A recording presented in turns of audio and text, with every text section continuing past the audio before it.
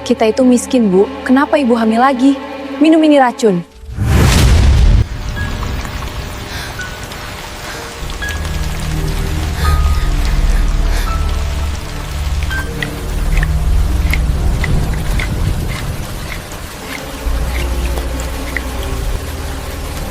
Mak, ini satu-satunya jalan.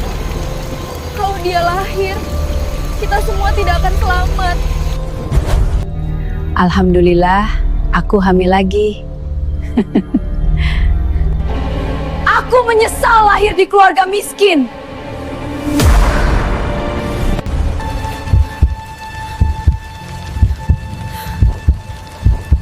Aku menyelamatkan mereka. Aku masih bisa mendengar suara kaca pecah. Tolong jangan lupa di-subscribe, aku mohon.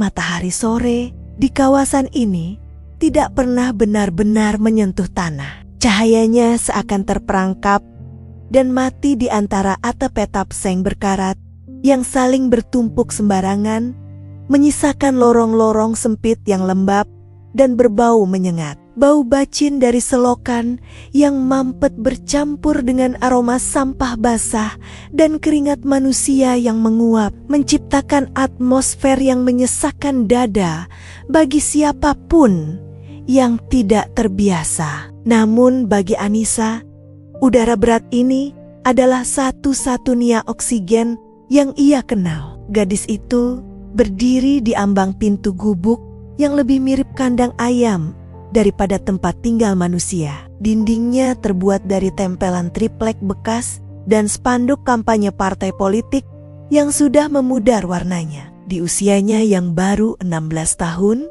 Anissa tidak memiliki kilat keceriaan remaja di matanya. Bola matanya hitam, tajam, dan memiliki kedalaman yang mengerikan. Seolah-olah ia telah hidup selama 50 tahun dalam penderitaan tanpa henti. Kulitnya tidak halus, kasar dan belang terbakar matahari.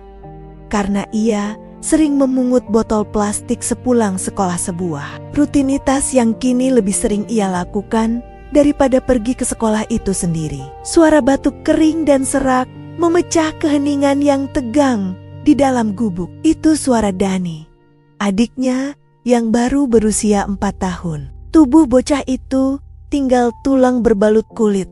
Perutnya membuncit tidak wajar, sebuah tanda gizi buruk yang sudah menjadi pemandangan biasa, namun tetap menyayat hati di lingkungan kumuh ini. Dani merintih pelan, menggeliat di atas kasur busa tipis yang sudah kempis dan berbau apek.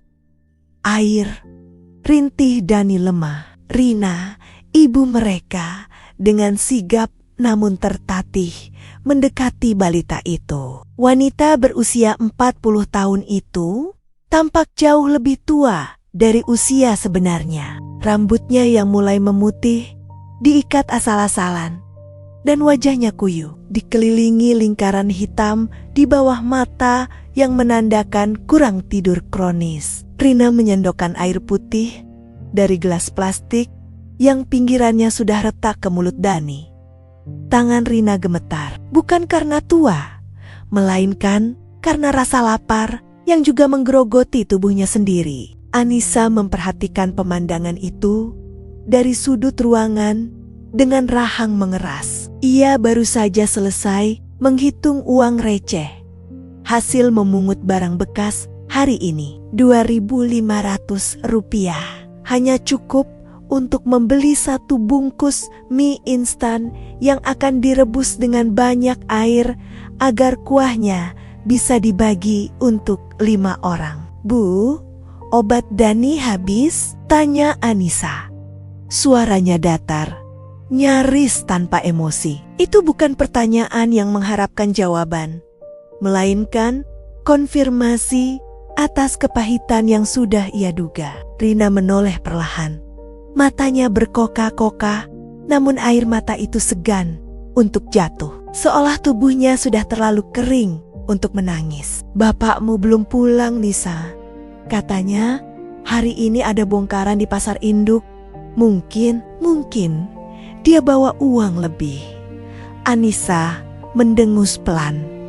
Sebuah suara sinis yang tidak sengaja lolos dari bibirnya. Ia tahu benar apa arti bongkaran di pasar induk. Itu berarti ayahnya, Pak Budi, sedang bertaruh nyawa memanggul karung-karung beras seberat 50 kilogram. Bersaing dengan kuli-kuli muda yang tenaganya masih segar. Sementara tubuh Pak Budi sudah digerogoti oleh asap rokok murah dan beban hidup yang tak kunjung reda. Kalau Bapak pulang bawa uang, itu buat bayar utang ke Bang Togar, Bu, kata Anissa dingin. Ia tidak bermaksud kejam. Ia hanya realistis. Kemarin anak buahnya sudah lewat sini. Mukul-mukul tiang listrik. Itu peringatan. Rina terdiam. Kembali menatap Dani yang kini tertidur gelisah. Kita butuh makan, Nisa, adik-adikmu. Aku tahu, potong Anissa cepat. Ia melirik ke sudut lain ruangan, di mana Sari, adiknya yang berumur 7 tahun, sedang duduk memeluk lutut sambil menatap kosong ke arah dinding. Sari tidak banyak bicara belakangan ini.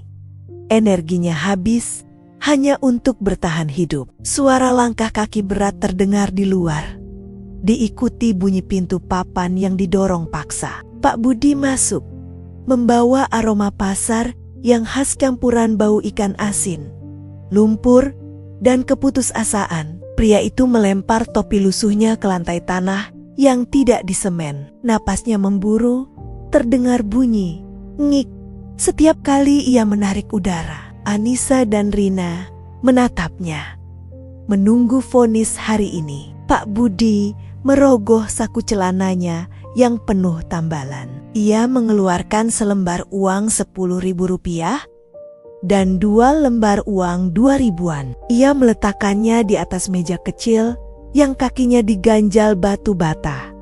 Cuma ini suara Rina tercekat. Pak Budi duduk di lantai, menyandarkan punggungnya ke dinding, memejamkan mata. Mandor motong lagi. Katanya aku pecahin 1 kerat telur minggu lalu, padahal bukan aku. 14.000, gumam Anissa. Matanya menatap uang kumal di meja itu, seolah benda itu adalah musuh bebuyutannya. Obat Dani harganya 20.000, beras seliter 10.000, minyak, gas, cukup Nisa, bentak Pak Budi, meski suaranya lemah.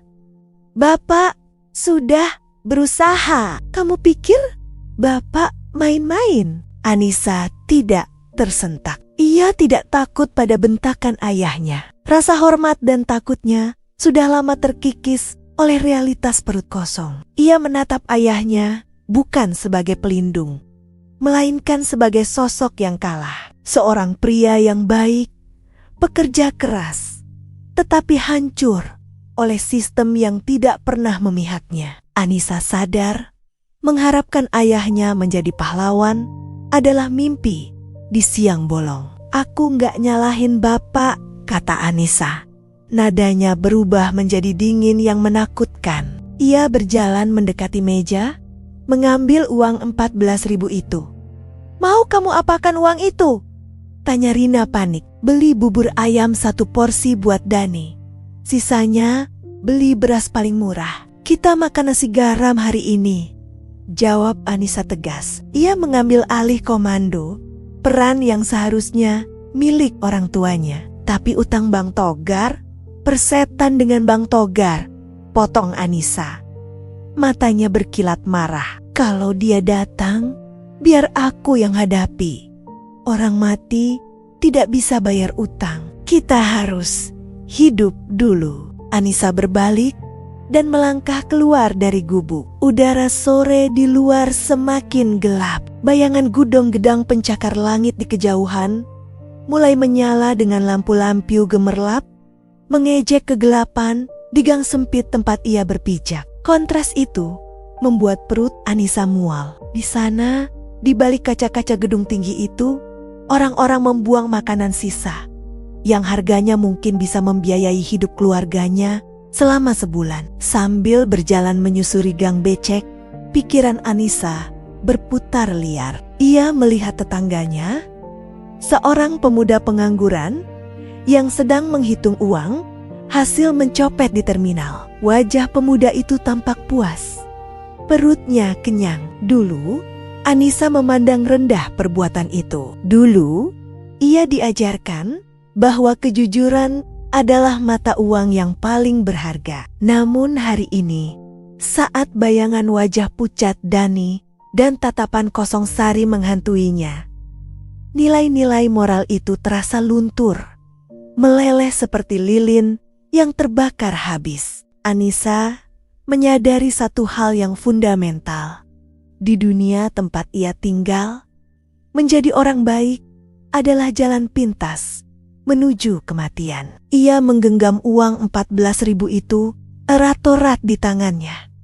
Tekadnya membulat, mengeras seperti batu kali. Ia adalah anak sulung. Ia adalah pelindung. Jika ayah dan ibunya terlalu lemah atau terlalu bermoral untuk melakukan apa yang perlu dilakukan, maka Anissa yang akan melakukannya. Ia akan menjadi monster jika perlu. Asalkan edik-odiknya bisa makan. Asalkan mereka bisa bertahan 1 hari lagi. Di ujung gang, Anissa berhenti sejenak di depan warung kelontong. Ia tidak langsung masuk. Matanya mengamati kelengahan penjaga warung yang sedang asyik menonton televisi. Jantungnya berdegup kencang. Bukan karena takut, tapi karena adrenalin dari sebuah keputusan gelap yang baru saja ia ambil. Kelangsungan hidup adalah satu-satunya tujuan. Dan Anissa baru saja memutuskan bahwa ia bersedia menabrak segala aturan untuk mencapainya. Bayangan kemiskinan tidak akan menelannya bulat-bulat. Ia yang akan menjadi bayangan itu sendiri. Hujan malam itu tidak membawa kesejukan, melainkan lembab yang menusuk tulang dan bau tanah basah yang menyengat dari lantai tanah rumah mereka. Di sudut ruangan yang remang oleh nyala lampu minyak yang sekarat, Anissa duduk mematung. Matanya tidak lepas dari perut ibunya, Rina, yang kini tampak sedikit membuncit di balik daster lusuh yang warnanya telah memudar bertahun-tahun lalu. Bagi orang lain, lengkungan itu mungkin simbol kehidupan, sebuah janji akan masa depan. Namun bagi Anissa, itu adalah bom waktu. Suara batuk bapak terdengar dari bilik sebelah, kering dan menyakitkan, seolah paru-parunya sedang dikikis perlahan oleh debu pabrik dan kelelahan kronis. Di samping Anissa, adik bungsunya, Budi, merengek dalam tidurnya. Bocah 5 tahun itu mengigau tentang ayam goreng, sebuah kemewahan yang bahkan tidak mampu mereka bayangkan dalam mimpi paling liar sekalipun. "Nis, tolong ambilkan ibu air hangat." Suara Rina memecah keheningan, terdengar begitu rapuh, seakan satu hembusan napas keras bisa mematahkan semangatnya. Anissa bangkit tanpa suara. Kakinya melangkah menuju dapur yang hanya berjarak 3 meter. Saat menuang air dari ceret penyok ke dalam gelas plastik yang retak di bibirnya, pikiran gelap itu kembali menari-nari di kepalanya. Bisikan itu semakin keras, menenggelamkan suara hujan yang menghantam atap seng bocor mereka. "Satu mulut lagi," batin Anissa. Tangannya gemetar memegang gelas. Satu mulut lagi yang akan menjerit kelaparan. Satu mulut lagi yang akan merebut jatah bubur Budi yang sudah encer seperti air cucian beras. Logika itu begitu dingin, begitu tajam.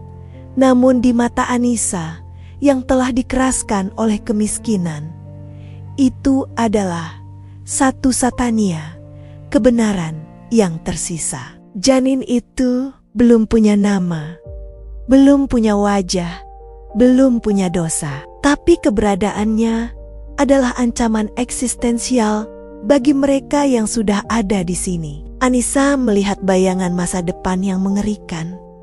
bapak yang ambruk karena bekerja lebih keras demi susu yang tak terbeli, ibu yang mati perlahan karena darahnya dihisap habis oleh makhluk itu, dan adik-adiknya yang tinggal tulang berbalut kulit. Dia kembali ke ruangan tengah dan menyodorkan gelas itu pada ibunya. Rina menerimanya dengan senyum lemah. Senyum yang membuat perut Anissa mual. Bagaimana bisa ibu tersenyum saat mereka berada di tepi jurang? "Bu," panggil Anissa. Suaranya terdengar asing di telinganya sendiri, datar dan tanpa emosi. "Apa ibu sudah memikirkan bagaimana kita akan memberinya makan?" Rina menyesap air hangat itu perlahan, lalu menatap putri sulungnya dengan pandangan sendu. "Rezeki sudah ada yang mengatur, Nisa. Setiap anak membawa rezekinya sendiri." Kalimat itu, kalimat klise yang selalu diulang-uling orang miskin untuk menghibur diri, menyulut api kemarahan di dada Anissa. Ia merasa muak dengan harapan kosong. "Rezeki dari mana, Bu?" Anissa menaikkan nadanya. Tidak lagi peduli jika bapak terbangun. Ia menunjuk ke arah Budi yang tertidur dengan tulang rusuk yang menonjol. "Lihat Budi, lihat bapak. Kita makan nasi aking 3 hari seminggu." Utang di warung Bu Tejo sudah menumpuk setinggi atap. Lalu, sekarang, makhluk itu, Rina terdiam. Gelas di tangannya bergetar. "Jaga bicaramu, Nisa. Ini adikmu, itu parasit, Bu." Anissa meledak, namun dengan suara tertahan, seolah ia sedang mendesiskan kutukan. Ia beringsut mendekat. Matanya menatap tajam ke perut ibunya. Dia memakan nutrisi ibu, sementara ibu sendiri kurang gizi. Dia akan membunuh kita semua pelan-pelan. Kita tidak bisa membiarkannya lahir. Ruangan itu mendadak terasa mencekam. Udara terasa berat, sesak oleh keputusasaan yang akhirnya terucap. Rina meletakkan gelasnya. Wajahnya pucat pasi. Bukan karena sakit, tapi karena ngeri melihat kilatan di mata putrinya sendiri. "Apa maksudmu, Nisa?" bisik Rina. Suaranya bergetar ketakutan. Anissa mencengkeram lututnya sendiri. Kukunya menancap ke kulit hingga terasa perih. "Ada cara, Bu. Orang-orang di kampung sebelah, dukun beranak itu, atau jamu peluntur. Kita bisa mengakhirinya sekarang, sebelum dia bernapas, sebelum dia merasakan lapar. Ini demi Budi, demi Sari, demi Bapa, kita harus berkorban." Pikiran Anissa telah terpelintir sedemikian rupa, hingga ia merasa usulannya adalah tindakan kepahlawanan. Ia merasa seperti seorang jenderal yang harus mengamputasi satu anggota tubuh demi menyelamatkan seluruh tubuh dari infeksi mematikan. Ia menunggu ibunya mengerti, menunggu ibunya melihat logika bengkok yang ia tawarkan sebagai satu-satunya jalan keluar. Namun, yang terjadi selanjutnya bukanlah persetujuan. Plak! Sebuah tamparan mendarat di pipi Anissa. Tidak keras. Tenaga Rina terlalu lemah untuk itu. Tapi rasa panasnya menjalar hingga ke ulu hati. Rina menangis. Air matanya jatuh, membasahi daster lusuhnya. Itu bukan tangisan kesedihan biasa. Itu adalah raungan hati seorang ibu yang melihat anaknya sendiri kehilangan kemanusiaan karena kekejaman dunia. "Sadar, Niza, istighfar," isak Rina. Tangannya kini memeluk perutnya sendiri dengan protektif. Seolah Anissa adalah serigala yang siap menerkam. "Sejak kapan kemiskinan membuatmu jadi pembunuh? Sejak kapan lapar membuatmu lupa kalau kau manusia?" Anissa tertegun. Tangannya memegangi pipinya yang memerah. Rasa panas itu perlahan berubah menjadi dingin yang menjalar ke seluruh tubuh. Ia melihat ibunya yang meringkuk, gemetar bukan karena dingin, tapi karena takut pada anaknya sendiri. Tapi kita akan mati, Bu. Anissa berbisik. Suaranya pecah. Pertahanan dinginnya mulai retak. Aku cuma mau kita selamat. Aku gak mau lihat Budi nangis kelaparan lagi. Aku takut, Bu. Aku takut sekali. Ibu juga takut, Nisa. Rina meraih tangan Anissa, menggenggamnya erat dengan tangan yang kurus dan kasar. Ibu takut setiap hari. Ibu takut besok tidak bisa masak. Ibu takut bapakmu tidak pulang. Ibu takut kalian sakit. Tapi kalau kita membuang darah daging kita sendiri karena takut lapar, kita sudah mati, Nisa. Hati kita yang mati.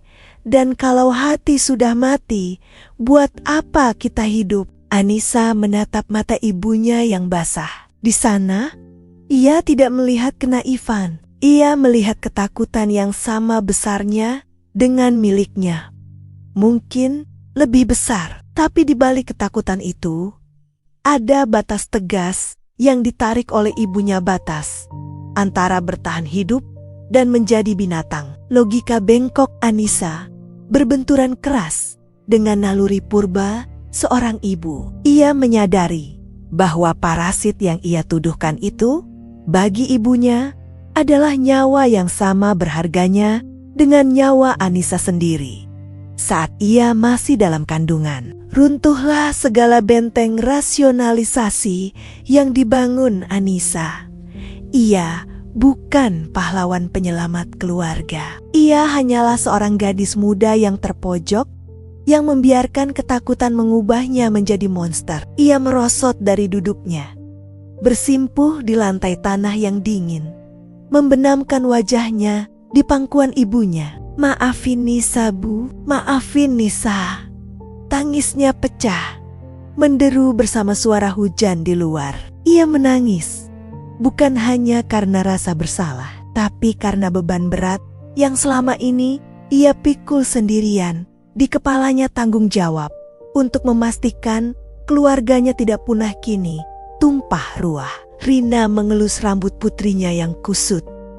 Air matanya sendiri terus mengalir. Kita hadapi Somasema. Enduk, biarpun cuma makan garam. Asal kita tidak makan sesama. Gusti Allah tidak tidur.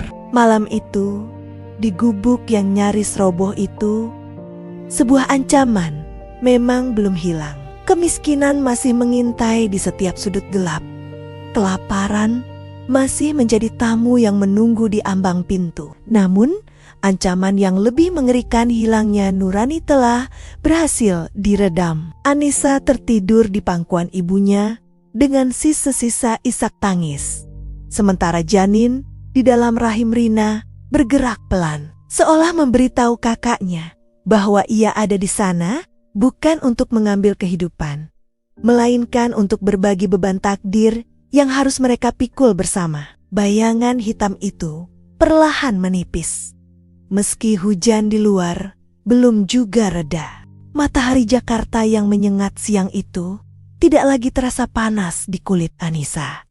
Ada dingin yang menjalar dari sumsum tulangnya. Sebuah kebekuan yang lahir dari keputusasaan yang telah mengkristal menjadi tekad yang mengerikan. Ia berjalan menyusuri genggang sempit permukiman kumuh itu dengan langkah yang tidak lagi terseok oleh beban pikiran, melainkan tegap oleh sebuah keputusan final. Suara bising tetangga yang bertengkar soal utang, tangisan bayi yang kelaparan dari balik dinding tripleks tipis, dan bau menyengat dari selokan yang mampet, semuanya seolah menjadi latar belakang yang kabur. Fokus Anissa hanya satu, mencari jalan keluar. Bukan jalan keluar untuk bertahan hidup, karena baginya hidup di neraka dunia ini sudah tidak lagi layak diperjuangkan. Ia mencari jalan keluar untuk mengakhiri penderitaan. Telinganya masih terngiang bisikan-bisikan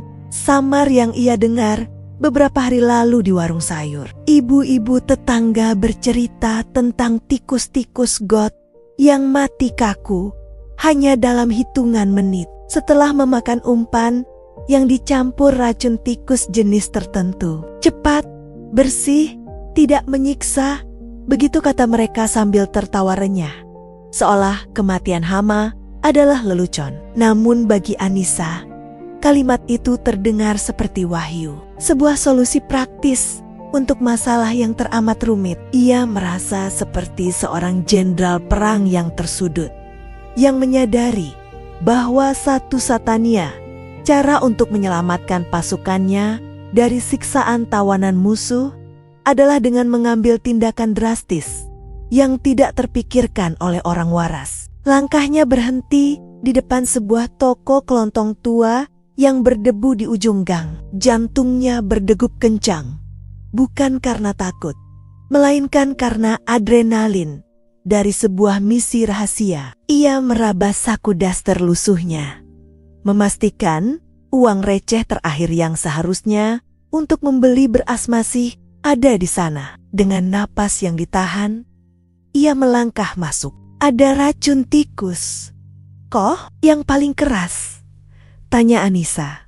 Suaranya terdengar datar, nyaris tanpa emosi, meski tangannya di dalam saku mengepal begitu erat hingga kuku-kukunya memutih. Penjaga toko, seorang lelaki tua dengan kacamata tebal, menatapnya sekilas, lalu menunjuk ke rak di belakang kasir. "Itu ada yang bubuk hitam. Tikus got sebesar kucing pun langsung lewat kalau makan itu. Hati-hati makainya, jangan sampai kena makanan orang." Peringatan itu terasa seperti ironi yang menikam dada. Anissa mengangguk pelan, seolah ia adalah pembeli biasa yang resah akan hama di rumahnya. Ia meletakkan uang receh di meja kaca yang kusam. Bunyi gemerincing logam beradu dengan kaca terdengar begitu nyaring di telinganya, seperti lonceng kematian. Saat bungkusan kecil berwarna perak itu berpindah ke tangannya, ia merasakan beban yang aneh. Benda itu ringan, tetapi rasanya seberat dosa seluruh dunia. Perjalanan pulang terasa jauh lebih sunyi. Anissa menggenggam bungkusan itu erat-erat, seakan itu adalah tiket emas menuju kebebasan. Ia menatap wajah-wajah orang yang berpapasan dengannya, wajah-wajah lelah, mata-mata yang redup karena kemiskinan, dan dalam hatinya tumbuh rasa iba yang aneh. "Kalian masih harus menderita besok," batinnya. "Tapi aku dan anak-anakku tidak." Logika itu berputar-putar di kepalanya, membenarkan setiap langkah yang ia ambil. Ia meyakinkan dirinya bahwa ia bukan pembunuh. Ia adalah penyelamat. Ia adalah ibu yang tidak tega melihat anak kenania perlahan mati digerogoti kelaparan dan penghinaan. Lebih baik pergi bersama Sema sekarang, saat mereka masih bisa merasakan kenyang terakhir. Malam turun dengan perlahan, membawa serta kegelapan yang menjadi selimut bagi rencana Anissa. Rumah petak itu sunyi. Kedua anaknya, Budi dan Siti, sudah terlelap di atas kasur tipis di lantai, kelelahan setelah seharian menangis meminta makan. Wajah mereka yang tirus diterangi cahaya remang lampu bohlam 5 watt. Anissa menatap mereka lama sekali. Ia menyentuh pipi Siti yang kasar dan rambut Budi yang bau matahari. Ada gejolak hebat di dadanya. Sebuah perang batin antara naluri ibu untuk melindungi kehidupan dan keputusasaan yang membisikkan bahwa kematian adalah perlindungan tertinggi. Ia bangkit dan menuju dapur sempit di pojok ruangan. Di sana, sisa nasi semalam dan 2 butir telur harta karun terakhir yang ia simpan sudah menanti. Anissa mulai memasak. Aroma bawang goreng dan telur dadar segera memenuhi ruangan.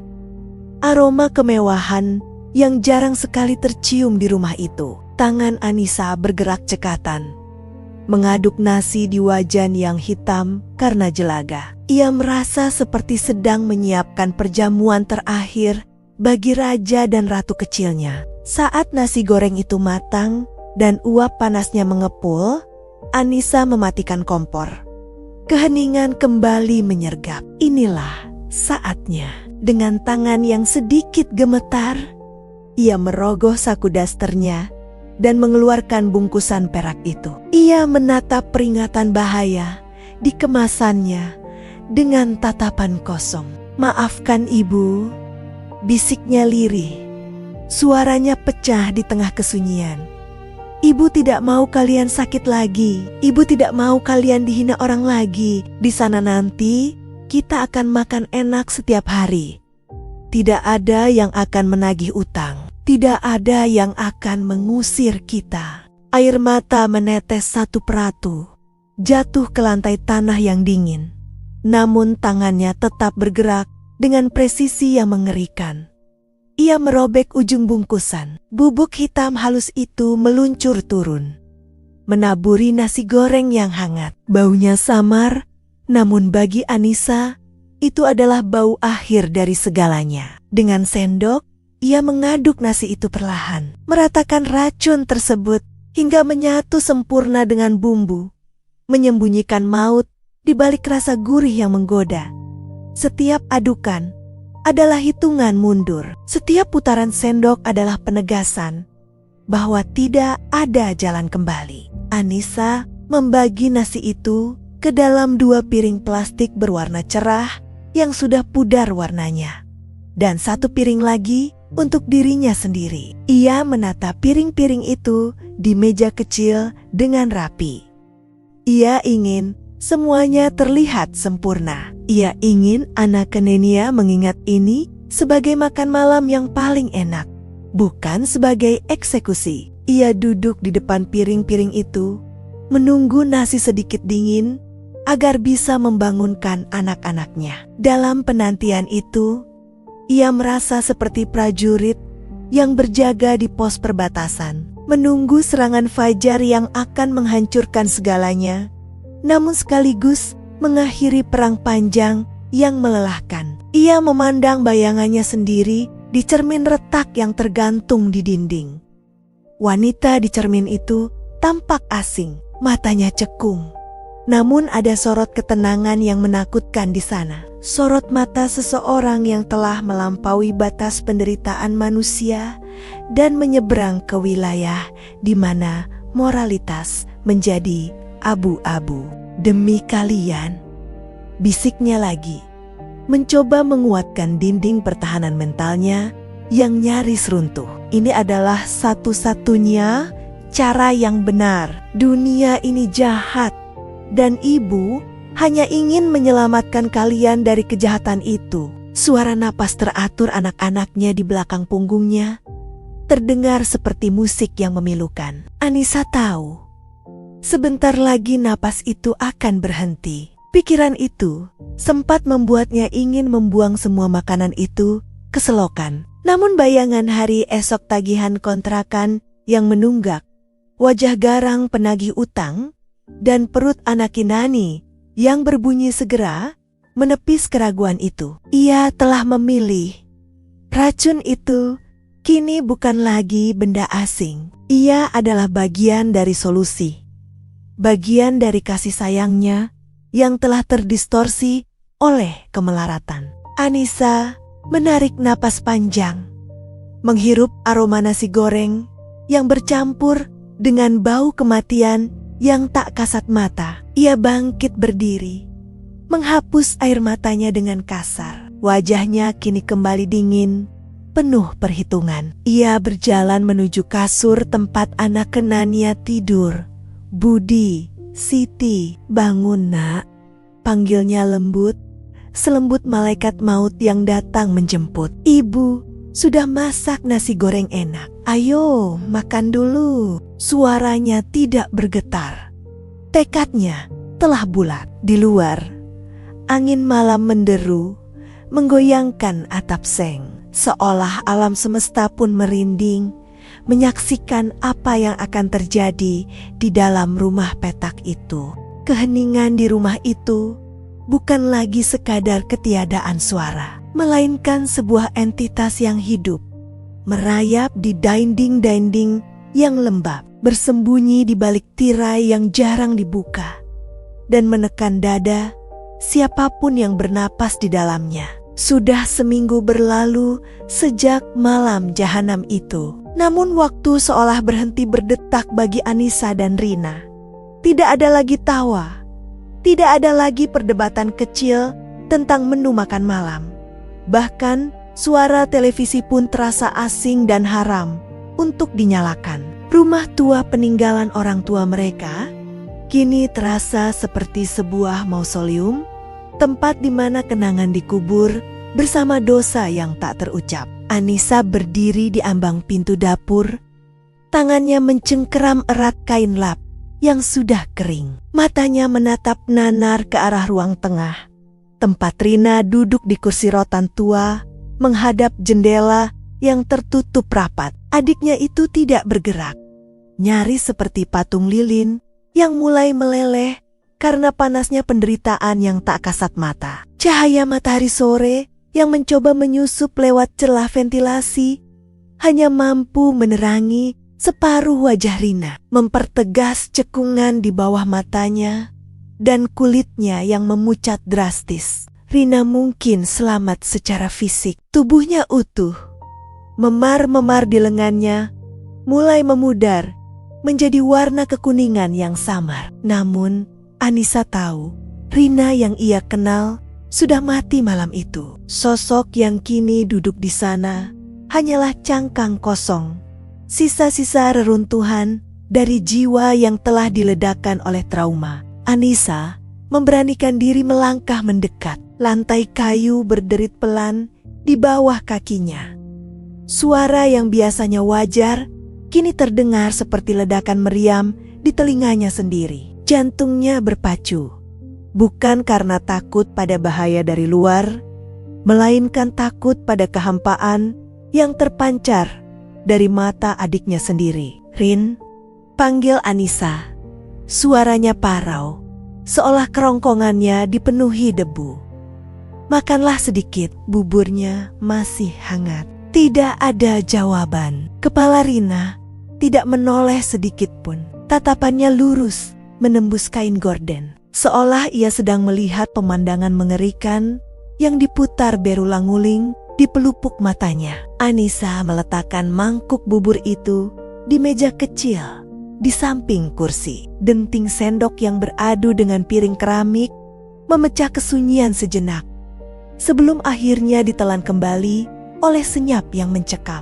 Ia berlutut di samping kursi Rina, mencoba mencari sisa kehidupan di wajah adiknya. "Tolong, Rin, jangan siksa dirimu seperti ini," bisik Anissa. Air mata mulai menggenang di pelupuk matanya. Ia meraih tangan Rina. Dingin yari-yari itu kaku, tidak membalas genggamannya. Semuanya sudah berakhir. Dia tidak akan bisa menyakiti kita lagi. Aku sudah memastikannya. Kata-kata itu meluncur keluar dari mulut Anissa dengan rasa pahit yang menyengat. Aku sudah memastikannya. Kalimat itu seharusnya membawa kelegaan, sebuah proklamasi kemenangan atas teror yang selama ini menghantui mereka. Namun, saat diucapkan, kalimat itu justru terasa seperti vonis hukuman mati bagi jiwanya sendiri. Rina perlahan menoleh. Gerakannya patah-patah dan lambat, seperti boneka yang engselnya berkarat. Mata itu bertemu dengan mata Anissa.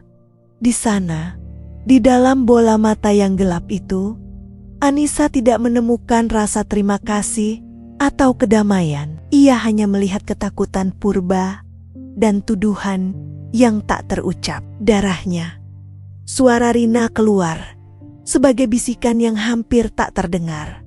Serak dan gemetar. "Masih ada di tanganmu, Kak?" Anissa tersentak mundur, seolah tersengat listrik. Ia secara refleks melihat kedua telapak tangannya. Bersih Ia sudah mencucinya ratusan kali dengan sabun, sikat, bahkan cairan pemutih, hingga kulitnya mengelupas dan perih. Namun, Rina benar. Di mata mereka berdua, noda merah pekat itu tidak akan pernah hilang. Bau amis besi yang menyengat malam itu masih menempel di reseptor hidung mereka, bercampur dengan bau tanah basah di halaman belakang tempat rahasia itu kini terkubur. Tidak ada darah, Rin.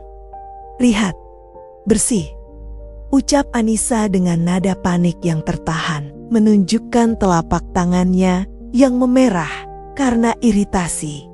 Kita aman. Tidak ada yang tahu. Tetangga mengira dia pergi begitu saja. Polisi tidak akan datang. Kita hanya perlu melupakannya. Rina menggeleng lemah. Air mata mulai menetes tanpa ekspresi sedih yang wajar di wajahnya. Itu adalah air mata murni dari keputusasaan. Dia memang pergi, gumam Rina.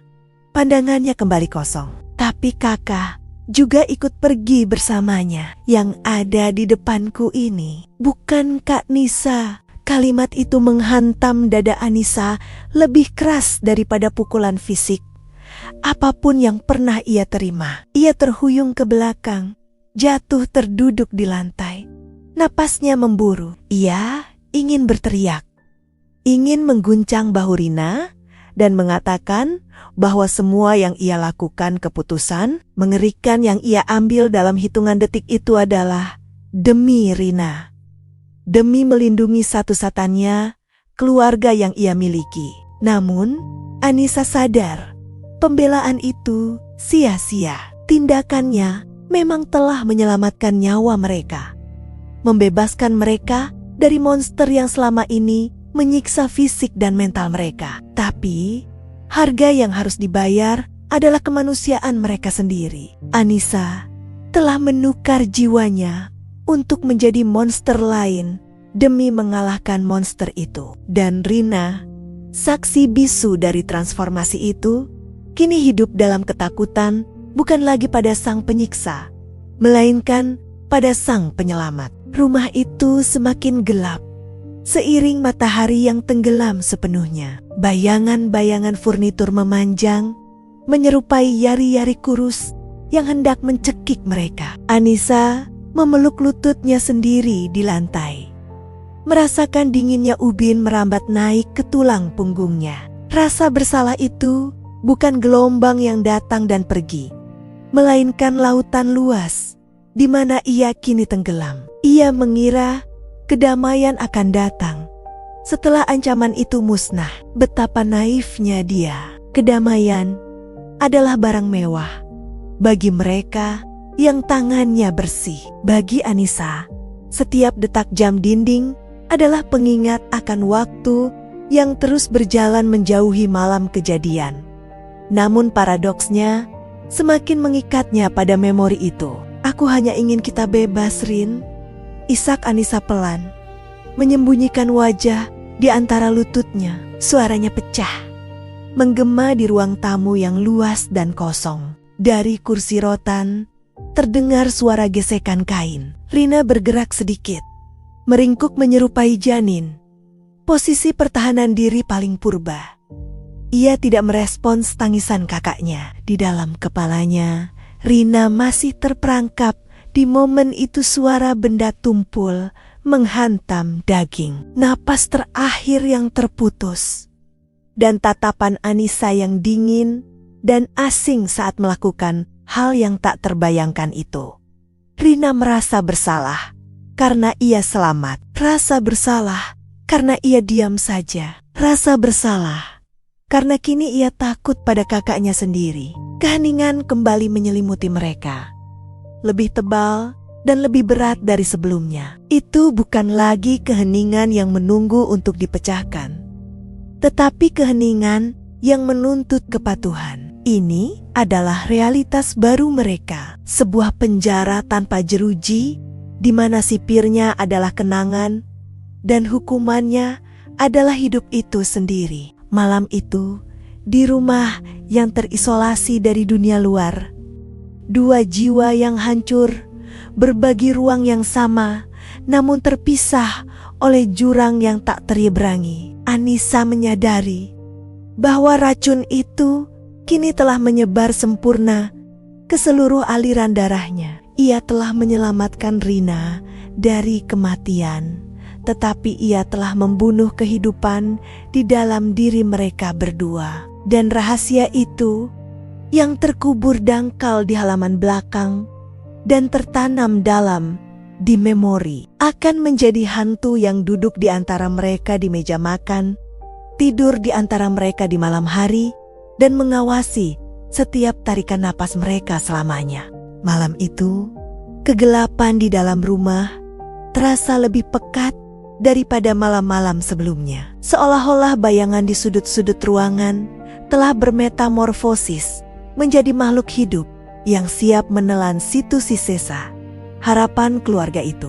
Hujan di luar telah berhenti, menyisakan suara tetesan air dari atap seng bocor yang jatuh dengan ritme monoton, menghitung mundur waktu menuju kehancuran yang tak terelakkan. Di bawah sorot lampu minyak yang kian meredup, Rina duduk bersimpuh di atas tikar pandan yang sudah koyak, memeluk perutnya yang membuncit dengan tangan gemetar. Di hadapannya berdiri Anissa, putri sulungnya, yang malam ini tidak tampak seperti gadis remaja, melainkan seperti algojo yang siap menjatuhkan vonis. Tidak ada kehangatan dalam tatapan Anissa. Mata gadis itu yang biasanya memancarkan si kenaifan masa muda, kini keras dan dingin bagaikan batu kali. Di tangannya, ia menggenggam sebuah gelas kaca, retak berisi cairan keruh, berbau menyengat sebuah ramuan pekat yang ia racik dengan tangan dingin, dan hati yang telah ia paksa untuk membeku. Ia tidak menyodorkannya dengan ragu, melainkan dengan ketetapan hati yang mengerikan. "Minum, Bu?" Suara Anissa memecah kesunyian. Datar namun tajam, menusuk langsung ke ulu hati Rina. Rina menggeleng lemah. Air matanya sudah mengering di pipi yang tirus, menyisakan jejak lengket kepedihan. "Jangan, Nisa. Ibu tidak bisa. Ini anak ibu. Ini adikmu." "Adik." Anissa tertawa kecil. Sebuah tawa kering yang terdengar seperti gesekan kertas pasir. Ia berjongkok, mensejajarkan wajahnya dengan wajah ibunya, memaksa Rina menatap realitas yang selama ini coba ia sangkal. "Ibu sebut itu adik. Lihat ke sana, Bu." Anissa menunjuk kasar ke arah sudut ruangan yang gelap, tempat dua gundukan kecil tertutup kain sarung lusuh sedang tertidur. "Lihat Budi, lihat Sari," desis Anissa. Suaranya mulai bergetar menahan amarah yang meluap. "Dengar napas Budi? Itu bukan tidur nyenyak, Bu. Itu bunyi paru-paru yang menyerah karena tidak ada obat. Kemarin dia muntah darah lagi, dan ibu tahu apa yang kita punya untuk menghentikannya. Air putih, hanya air putih." Rina memejamkan mata, menutup telinganya dengan telapak tangan, mencoba mengusir suara putrinya yang berubah menjadi racun di udara. "Cukup, Nisa. Cukup." Tapi Anissa tidak berhenti. Ia menarik tangan ibunya, mencengkeram pergelangan tangan yang tinggal kulit pembungkus tulang itu dengan kekuatan yang mengejutkan. "Tidak, ibu harus dengar. Ibu harus melihat kehancuran ini. Sari sudah 2 hari tidak makan nasi. Dia memungut sisa roti berjamur dari tong sampah tetangga kemarin. Dan ibu diam saja karena ibu tidak punya apa-apa untuk diberikan padanya. Lalu sekarang, ibu mau membawa 1 nyawa lagi ke neraka ini." Kata-kata Anissa menghunjam tanpa ampun. Setiap kalimat adalah belati yang menguliti pertahanan mental Rina. Anissa tidak sedang memohon belas kasihan. Ia sedang melakukan negosiasi dengan maut. Ia memanipulasi rasa bersalah ibunya, memutarbalikannya hingga Rina merasa bahwa mempertahankan janin itu adalah sebuah dosa terbesar, sebuah tindakan egois yang akan membunuh anak Kenania yang lain. Kalau bayi ini lahir, siapa yang akan mati, Bu? Tanya Anissa lagi. Kali ini dengan bisikan yang mencekam. Budi butuh obat minggu depan. Kalau uang yang sedikit itu kita pakai untuk persalinan ibu, atau untuk membeli susu bayi baru itu, Budi akan mati. Ibu mau menggali kuburan Budi demi bayi yang belum tentu bisa bertahan hidup seminggu di rumah busuk ini? Rina terisak, bahunya terguncang hebat. Argumen itu kejam, tidak manusiawi, namun memiliki logika besi yang tak terbantahkan. Kemiskinan telah merampas hak mereka untuk memiliki moralitas yang utuh. Mereka berada di tepi jurang, dan Anissa sedang memberitahunya bahwa perahu mereka terlalu penuh. Seseorang harus dibuang ke laut agar sisanya bisa tetap mengapung. Ini pembunuhan. Nisa, rintih Rina. Suaranya parau. Bukan, potong Anissa cepat. Matanya menyala dalam remang cahaya. Ini penyelamatan. Ibu memilih untuk membunuh Budi dan Sari Pelen-Pelen dengan kelaparan, atau ibu menyelamatkan mereka dengan mengorbankan yang belum bernyawa. Itu pilihannya. Tidak ada jalan tengah. Tidak ada keajaiban yang akan datang dari langit malam ini. Anissa menyodorkan gelas itu lebih dekat. Aroma herbal pahit dan akar-akaran beracun menusuk hidung Rina, memicu rasa mual yang bercampur dengan teror. Cairan itu adalah jamu penggugur kandungan yang diracik Anissa dari dukun beranak di ujung desa. Sebuah resep gelap yang dibeli dengan sisa uang terakhir mereka, uang yang seharusnya untuk makan esok hari. Aku sudah lelah, Bu. Suara Anissa tiba-tiba merendah. Nada kerasnya retak, memperlihatkan keputusasaan seorang anak yang dipaksa menjadi dewasa sebelum waktunya. Aku lelah melihat adik-adikku menangis kelaparan. Aku lelah melihat ibu sakit-sakitan. Kalau bayi ini lahir, aku akan pergi. Aku tidak sanggup melihat satu lagi mayat kecil di rumah ini. Ibu urus saja semuanya sendiri. Ancaman itu adalah pukulan terakhir yang meruntuhkan benteng pertahanan Rina. Ditinggalkan oleh Anissa berarti kematian bagi mereka semua. Anissa adalah tulang punggung satu-satunya yang masih waras dan mampu mencari remah-remah rezeki. Tanpa Anissa, Rina dan anak-anaknya hanyalah bangkai yang menunggu waktu. Tekanan psikologis itu menghancurkan sisa-sisa kewarasan Rina. Ia menatap gelas di tangan putrinya, lalu beralih menatap perutnya sendiri. Ada kehidupan di sana.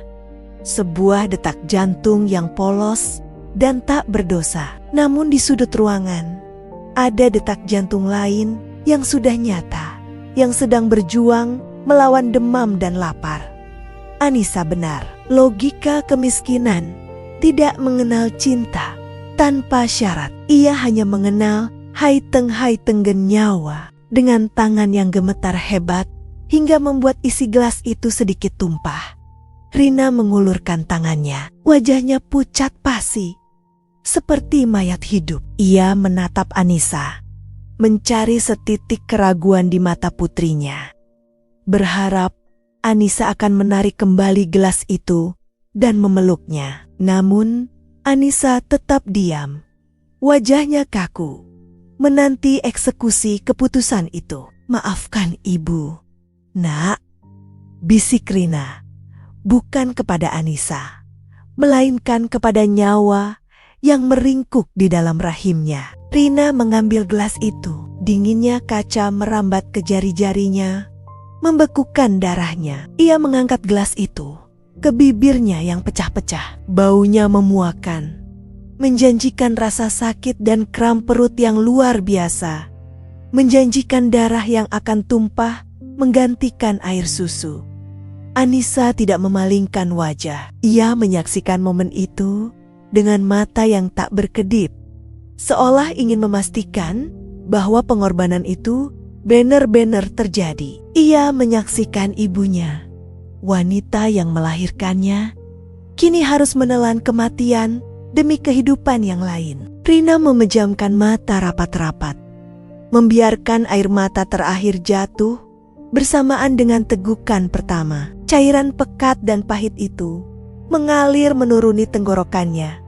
Rasanya seperti menelan bara api yang langsung membakar kerongkongan dan lambungnya. Rasa getir itu bukan hanya berasal dari ramuan tersebut, melainkan dari rasa bersalah yang kini meracuni jiwanya selamanya. Ia meneguknya lagi dan lagi, memaksakan cairan jahanam itu masuk ke dalam tubuhnya, menuruti perintah putrinya, menuruti kekejaman nasib. Gelas itu kosong. Rina menjatuhkan gelas tersebut ke lantai. Bunyi prang pelan terdengar saat gelas itu menggelinding.